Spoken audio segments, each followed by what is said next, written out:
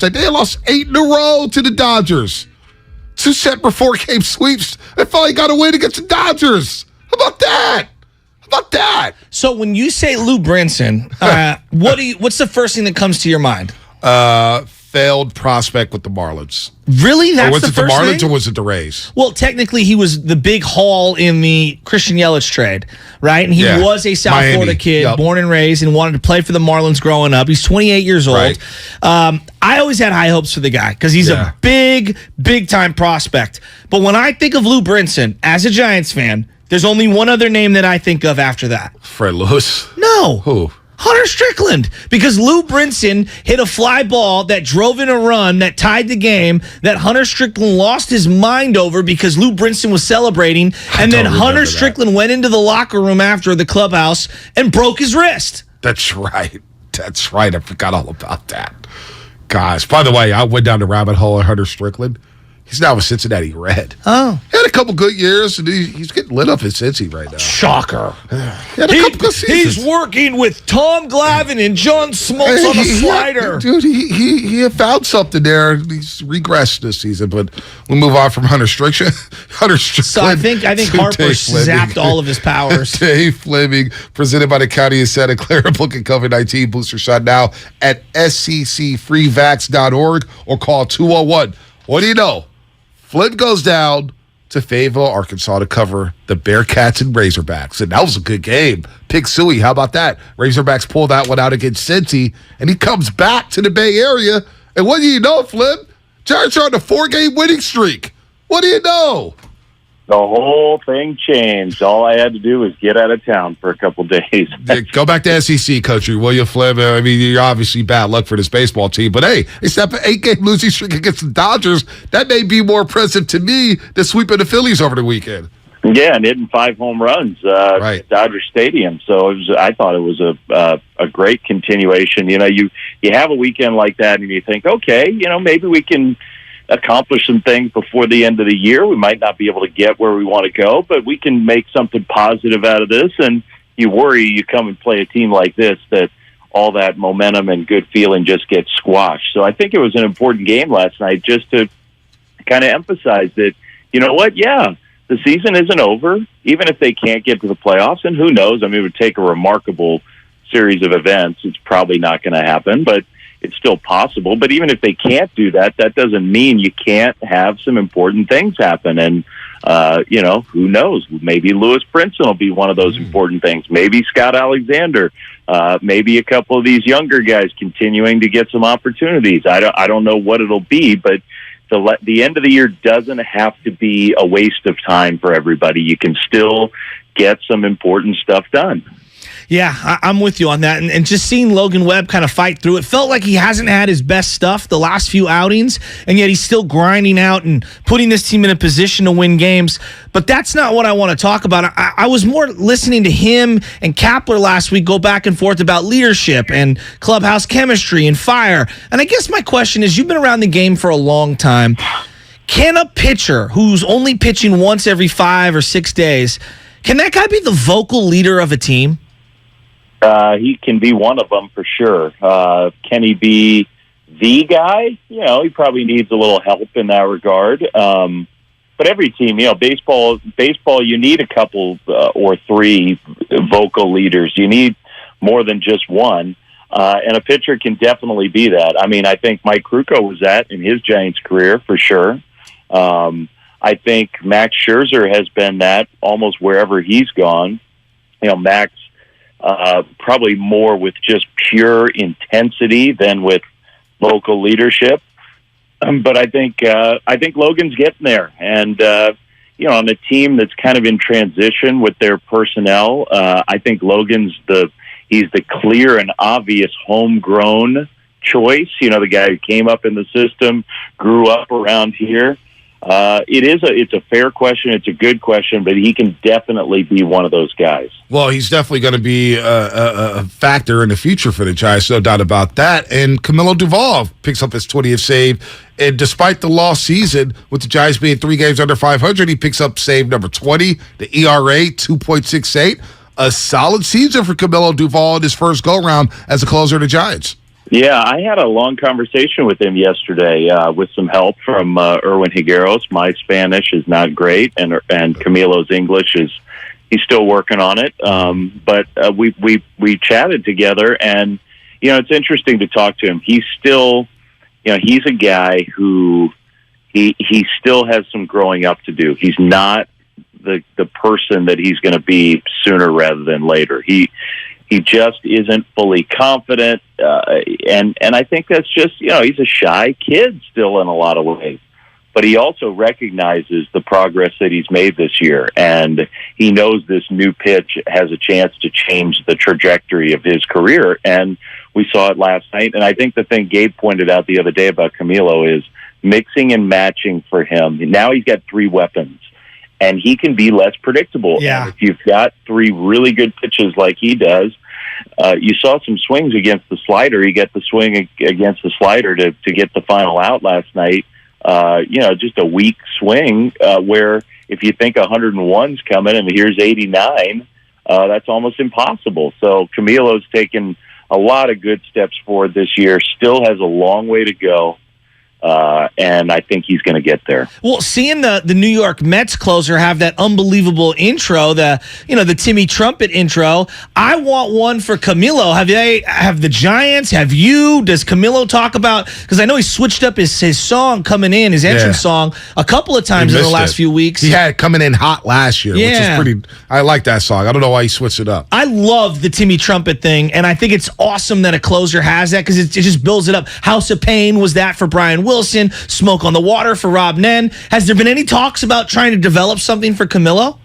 Many talks. I've sent him, I texted him 20 different suggestions, and he didn't like a single one of them. What's your number one? Now I want to know what your number one What was the selection for Flem? Yeah. Like, oh, my God. Let's get into your iTunes, Flem. What you got?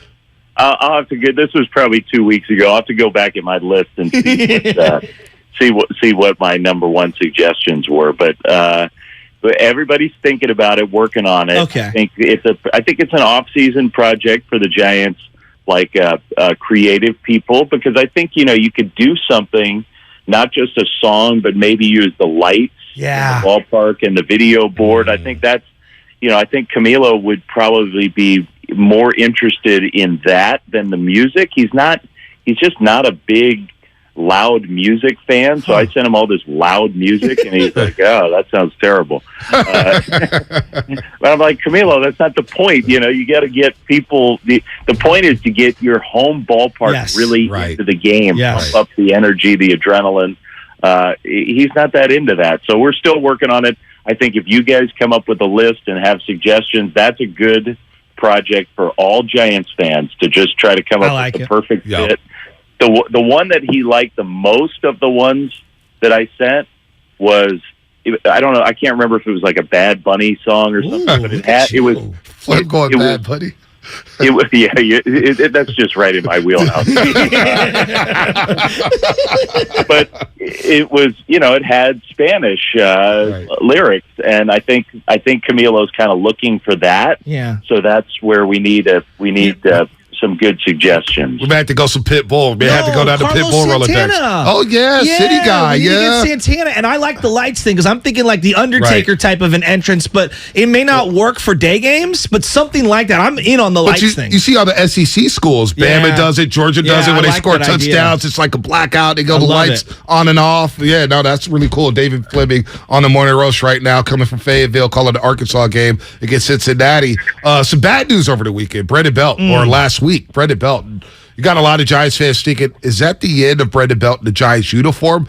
You talk to these players a lot, Flynn. Where's Brendan Belt at mentally? Does he want to come back and play more baseball? Is he at the end of the road? What's your overall assessment of Brendan Belt here? I think he does. I mean, the thing about Brandon is he was so optimistic. I'm not calling him a liar, anything but after the All-Star break, I was chatting with him, and he was just, I feel great. I think those days off really helped me, and players are just naturally optimistic, like it's gonna be good, and then it wasn't good. So as of now, I think he feels like, hey, this surgery's gonna work. He said, which I had forgotten, that he had the similar kind of surgery maybe like 5 years ago, and it cleaned it up. He said he didn't feel anything for a good long while. So I think if that happens, then the Giants, have a chance to think about bringing him back. You don't have to go back very far. He was the Giants' best hitter last year, and by the numbers, he was one of the 5 best hitters in the National League last year. He didn't end up finishing the year healthy, but when he was in there, he did huge damage. And when he's healthy, he can still do that. So we'll see. I hope it's not the last time we've seen Brandon in a Giants uniform. I hope not. Yeah, it's a tough one because he hasn't not been able to stay healthy, and it just stinks for the guy, and you don't want to see him go out like that.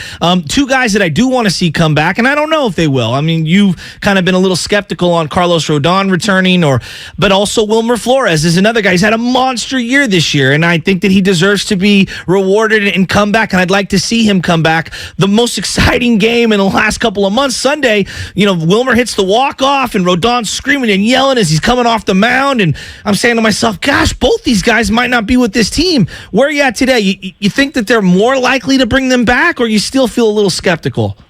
Well, I think Wilmer's got a great chance to be back. Wilmer loves it here. He's a perfect fit for what the Giants want to do. Wilmer deserves huge credit because we know he's not a great defensive player, right. But he has been willing to move around this year. He's not a guy who complains about getting out of his comfort zone. He's probably best served at first base, but I tell you what, at second base, he's got this throwing thing where his throws are not great right now, but he has more instincts than you think. He gets to more balls than you think. I don't think the defensive numbers, I don't know what they say, but I think Wilmer's done a credible job at second base for the Giants. So I'd love to see him back. I think he wants to make it happen. He's going to get some offers, though. I mean, Wilmer's 31. He's not an old man. He's got a lot of good baseball left. The Rodon thing's complicated. I mean, did the Giants want him back? Of course they want him back. He's been awesome. He's had one of the great years the San Francisco Giants starters ever had. Mm-hmm. And the Giants get some credit for helping him. He gets most of the credit, but he's found a perfect spot for him. I think the way the Giants have used him, managed his workload, has been absolutely perfect. He's going to blow past his career high in innings pitched and strikeouts and all that stuff. It's been the best year of his career, and he's had a really good career. I guess the flip side, the reason why I'm a little skeptical is this. The Giants do have, I don't know if you've noticed, but they do have some other needs. They have some other places they need to strengthen their team, and they have shown an incredible ability in the last 3 years to find and maximize starting pitching. Yeah. I mean, it's really remarkable, the track record here between what they got of DeSclafani last year, the way Alex Wood has pitched, Gausman, Rodon, Cobb. It's just a litany of guys they've brought in and made better. And so I'm not saying there's an arrogance that they can do it again. It's a dangerous way to think. Carlos Rodon is about as good as anybody in the game right now. That's going to be hard to replicate. But I do think they are very confident that if the number gets huge and they feel like they got to improve the team in some other spots, I do think they feel like they can find more starting pitching. Their best prospect, easily one of the best pitching prospects in the game, is getting close to the big leagues. He's almost ready. All those factors just make me think that the chances aren't quite as good as I and you and everybody would like, but that's just me logically thinking it out. The Giants want him back for sure. Flem, I was going to ask you about Farhan and spinning, but we could do that another time here. Wilmer Flores, by the way, did turn 31 August 6th, a month ago, excuse me. But I want to get your thoughts on Trey Lance making his debut as a 49ers starting quarterback. Well, he started 2 games last year, but week 1 against the Bears. What's your take on the 49ers this season? Well, I think a couple things. Number one, he's a very talented guy. He's got lots of weapons. He's got a really good head coach. Like, this is the perfect scenario for a young quarterback. I hate to see where those talented young guys get thrown into a bad team with no support, and it chews them up. That league just chews young players up if you don't have the infrastructure around you. This guy's got it. And I'm not saying that means there's no excuses, but this is the ideal situation for a young quarterback. The inside of the offensive line scares me a little bit. In the NFL, those big 330-pound guys up the middle, if they just charge right on through, you can't play quarterback that way. That scares me a little bit with the Niners. Everything else about his situation, I love. I think he's going to play well. It doesn't have to be complicated for him. Get the ball to Kittle and Debo and Ayuk and let them do their thing and scramble a little bit.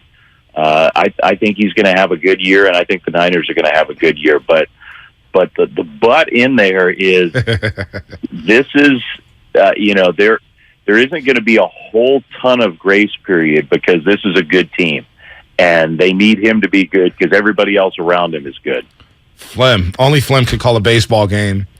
Go down to SEC country, call Arkansas, Cincinnati, and then give us a great take on the 49ers, Shaska. It's pretty impressive. This is why he's Dave Flemming. This is why he's Dave Flemming. That's why he's one of the best, man. Flem, we always love talking to you, man. See if the Giants can win 2 in a row against the Dodgers. How about that? Let's do 5-game winning streak out of nowhere after a 7-game losing streak? Who is this team?